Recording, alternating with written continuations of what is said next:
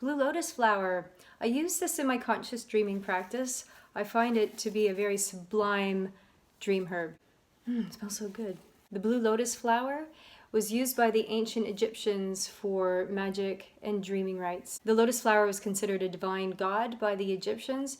In all its iconography in Egypt, in the temples, you can see the lotus flower everywhere. And it's kind of interesting because when you do partake in the blue lotus, you do realize why they thought it was a god. Now, the plant consciousness of this particular flower is very otherworldly.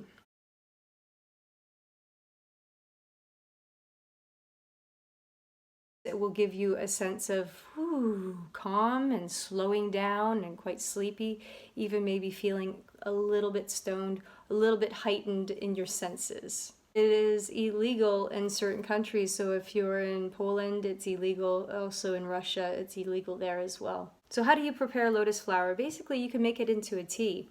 You take some of the flowers and the flower petals and you stick them in a cup of hot boiling water and let it steep for about 20 minutes. Now, the flavor of the blue lotus flower, you'd think that it would taste a little flowery, but actually it tastes more vegetable matter, so it tastes quite a bit like mushrooms.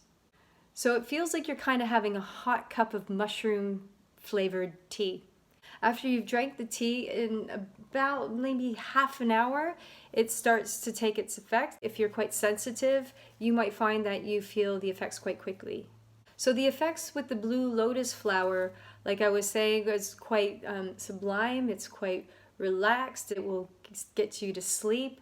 I would recommend that you be very mindful drinking the lotus flower to be just on your own in a very sort of ritualistic, sacred sort of honoring kind of way. We work with these plants to honor them, not to abuse them. So in no way is the blue lotus flower, don't get stoned on it or have it for entertainment purposes, but respect and honor the plants. They're there to guide you and to give you insight and to open up worlds for you. One really nice thing is to meditate on the blue lotus flower. So after you had your tea, you could do a meditation and see what unfolds for you.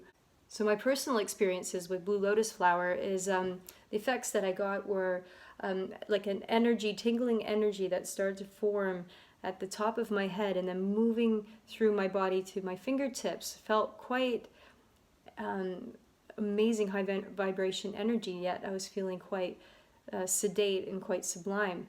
You don't want to be, driving your car and operating like heavy-duty machinery. This is something that you do in a sacred space. This is something that you do for meditative practices, for dream journeying.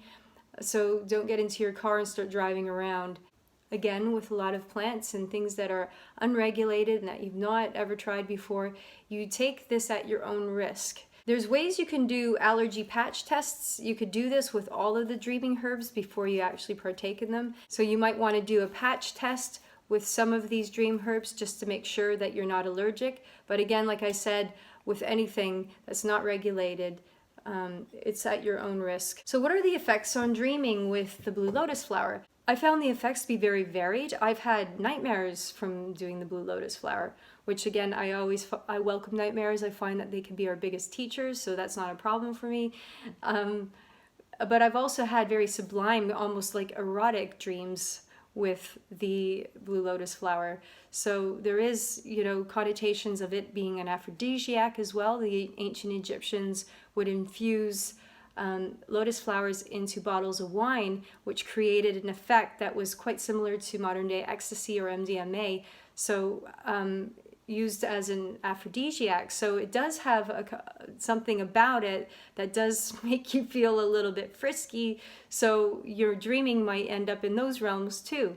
I've not had lucid dreams with blue lotus flower yet. So there you have it with blue lotus flower.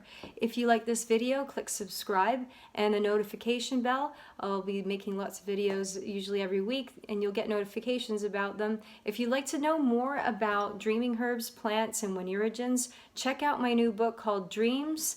It's out now. It's on Amazon. Just look up Dreams by Carr. It should come up. And if you've had any experiences with blue lotus flower, I'd love to hear about it below. I'm Carr and I'll see you next time.